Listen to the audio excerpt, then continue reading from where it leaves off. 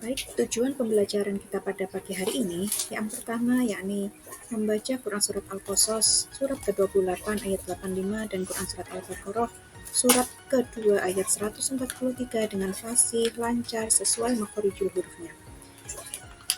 Kemudian kriterianya, kita juga harus bisa menerjemahkan Quran Surat Al-Qasas ayat 85 dan Al-Baqarah ayat 143. Kemudian tujuan pembelajaran yang kedua yakni mengidentifikasi pesan yang terkandung dalam Quran Surat Al-Qasas ayat 85 dan Al-Baqarah ayat 143 tentang cinta, tanah air, dan moderasi beragama.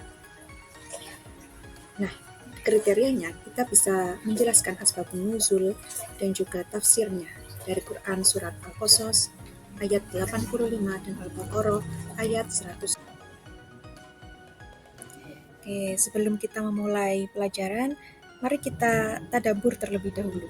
Bangsa Indonesia merupakan bangsa yang terdiri dari beragam agama, suku, ras, bahasa, budaya yang memiliki beragam karakteristik dan keunikan tersendiri. Keberagaman tersebut merupakan anugerah yang dimiliki bangsa Indonesia. Namun dalam implementasinya, dinamika ekspresi keberagaman terkadang berpotensi memunculkan masalah baru, ketegangan dan konflik antar individu, masyarakat, antar umat beragama, bahkan internal dalam agamanya sendiri. Oleh sebab itu dibutuhkanlah suatu moderasi yang salah satunya moderasi beragama untuk menjaga keutuhan dan keharmonisan dalam kehidupan berbangsa dan bernegara. Oke, mengenai cinta tanah air. Cinta tanah air juga dijelaskan di dalam Quran Surat Al-Qasas surat ke-28 ayat 85 yang berbunyi, A'udzubillahi minasyaitonirrajim. Bismillahirrahmanirrahim. Innalladzi farada 'alaikal Qur'ana laradduka ila ma'ad. Qur rabbi a'lamu man jaa'a bil huda wa man huwa fi dhalalin mubin.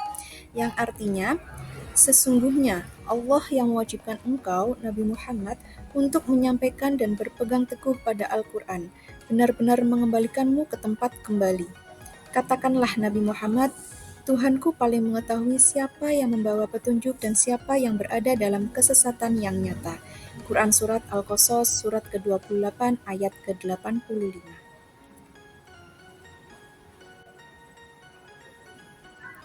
Nah, sedangkan dalam moderasi beragama, ini juga dijelaskan di dalam Quran Surat Al-Baqarah surat kedua ayat 143 yang berbunyi, Bismillahirrahmanirrahim. وَكَذَلِكَ جَعَلْنَاكُمْ أُمَّةً وَسَطًا لِتَكُونُوا شُهَدَاءَ عَلَى النَّاسِ وَيَكُونَ الرَّسُولُ عَلَيْكُمْ شَهِيدًا وَمَا جَعَلْنَا الْقِبْلَةَ الَّتِي كُنْتَ عَلَيْهَا إِلَّا لِنَعْلَمَ من يتبع الرسول ممن ينقلب على عقبيه وإن كانت لكبيرة إلا على الذين هدى الله وما كان الله ليضيع إيمانكم إن الله بالناس لرؤوف رحيم. Yang artinya, demikianlah pula kami telah menjadikan kamu umat Islam, umat pertengahan, agar kamu menjadi saksi atas perbuatan manusia dan agar Rasul atau Nabi Muhammad menjadi saksi atas perbuatan kamu. Kamu tidak menetapkan kiblat Baitul Maqdis yang dahulu, kamu berkiblat kepadanya, kecuali agar kami mengetahui dalam kenyataan siapa yang mengikuti Rasul dan siapa yang berbalik ke belakang. Sesungguhnya pemindahan kiblat itu sangat berat, kecuali bagi orang yang telah diberi petunjuk oleh Allah. Allah tidak akan menyia-nyiakan imanmu. Sesungguhnya Allah benar-benar Maha Pengasih lagi Maha Penyayang kepada manusia. Di dalam asbabun nuzul atau sebab turunnya Al-Quran Surat Al-Qasas Surat ke-28 ayat 85, yakni ketika Rasulullah berhijrah ke kota Yasrib atau Madinah, sedang menginap di Gua Hira bersama Abu Bakar radhiyallahu an. Lalu beliau meneruskan perjalanan dengan melewati jalan yang tak biasa diambah para musafir. Maka sampailah beliau berdua di daerah bernama Jufa, yang terletak di antara Mekah dan Madinah. Di daerah ini, Rasulullah sempat berhenti sejenak dan mengarahkan tatapan matanya ke arah jalan menuju kota Mekah. Dalam hati beliau muncul rasa rindu dan pikiran beliau teringat tempat kelahiran beliau. Pada saat itu, malaikat Jibril datang menghampiri beliau untuk menyampaikan pesan Allah Subhanahu wa taala kepada Nabi Muhammad. Pesan itu berupa Quran surat Al-Qasas surat ke-28 ayat ke-85, di mana kelak Rasulullah Shallallahu alaihi wasallam akan diizinkan kembali ke tanah kelahiran beliau di Mekah. Pesan itu terbukti, yaitu tatkala Rasulullah Shallallahu alaihi wasallam dapat menginjakan kaki kembali di tanah kelahiran beliau pada waktu peristiwa Fathu Mekah. Nah, sedangkan asbabun nuzul Quran surat Al-Baqarah surat kedua ayat 85 itu menceritakan bahwa ada sekelompok orang Yahudi di Madinah, antara lain Mirhab, Rabi'ah, dan Rafi, yang berpendapat di hadapan sahabat Mu'ad bin Jabal. Mereka berpendapat bahwa berpalingnya Rasulullah menghadap kiblat dari semula, yakni kiblat Baitul Maqdis yang ada di Palestina, ini bergeser ke kiblat Ka'bah yang ada di Mekah. Nah, sebelum semuanya menjadikan kiblat Masjidil Aqsa karena letaknya yang pas. Dari kejadian itu lalu turunlah Quran surat Al-Baqarah surat ke-143. Melalui ayat ini Allah bermaksud memberitahukan kepada umat manusia bahwa perubahan kiblat umat Islam ke kiblat Ibrahim yakni Ka'bah adalah karena alasan terbaik. Bahas tentang tafsir. Tafsir yakni penjelasan.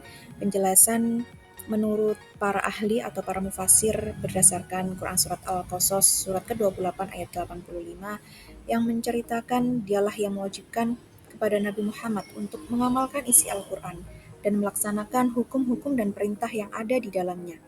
Dia pula lah atau Allah yang akan mengembalikan Nabi Muhammad ke tanah suci Mekah, tanah tumpah darahnya dalam keadaan menang, dan merebutnya kembali dari kaum yang telah mengusirnya dari sana. Pada peristiwa Fathu Mekah, terbukti Rasulullah dapat kembali ke Mekah dengan satu kemenangan besar bagi kaum muslimin. Karena dengan demikian, ia dapat mengembangkan Islam dengan bebas dan dapat menekan kehendak kaum musyrikin. Ini adalah janji dari Allah ketika Nabi Muhammad selalu disakiti dan mendapat tekanan yang berat dari kaumnya, bahwa dia akan hijrah meninggalkan Mekah dan akan kembali dalam keadaan menang. Dan hal ini terbukti bahwasanya Rasulullah sudah menang dalam menaklukkan kota Mekah maupun menyebarkan dakwah di Madinah. Oke, kalau berdasarkan tafsir Quran surat Al-Baqarah surat kedua ayat 143, yakni dijelaskan umat Islam adalah ummatan wasaton, umat yang berada di tengah-tengah, karena sifatnya yang adil dan terpilih dalam melaksanakan upaya jalan tengah dalam kehidupan.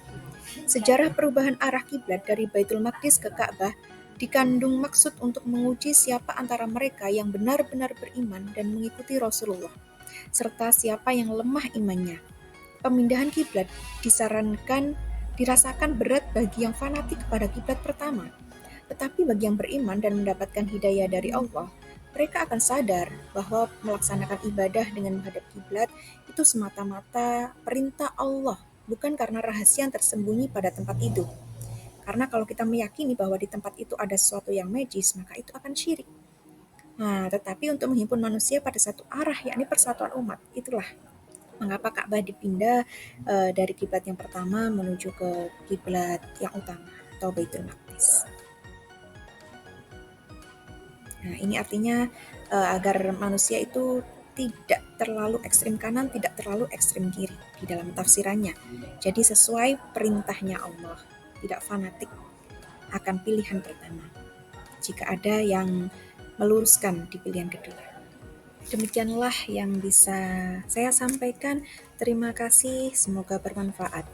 Semoga Allah selalu menumbuhkan iman dalam hati kita, mencintai tanah air dengan sepenuh jiwa.